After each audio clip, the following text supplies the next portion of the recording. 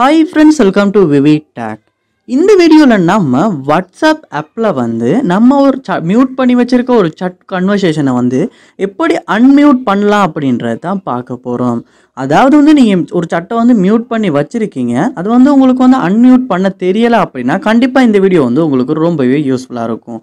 வாங்க வீடியோக்குள்ள போலாம். வீடியோ கடைசி வரைக்கும் ஸ்கிப் பண்ணாம பாருங்க. இதான் நம்ம சேனலுக்கு ஃபர்ஸ்ட் டைம் வந்திருப்பீங்களா இருந்துச்சுன்னா நான் தான் விக்னேஷ். மறக்காம நம்ம சேனலை சப்ஸ்கிரைப் பண்ணிட்டு அப்படியே பார்த்துல பெல் ஐக்கனையும் கிளிக் பண்ணிருங்க.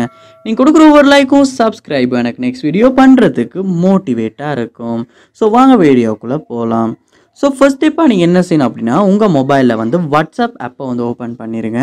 ஓப்பன் பண்ணிவிட்டு நீங்கள் என்ன பண்ணணும் அப்படின்னா இப்போ எந்த சட்டை நீங்கள் அன்மியூட் பண்ண விரும்புகிறீங்களோ அந்த சட்டுக்கு மேலே நீங்கள் கிளிக் பண்ணிக்கிட்டே இருங்க.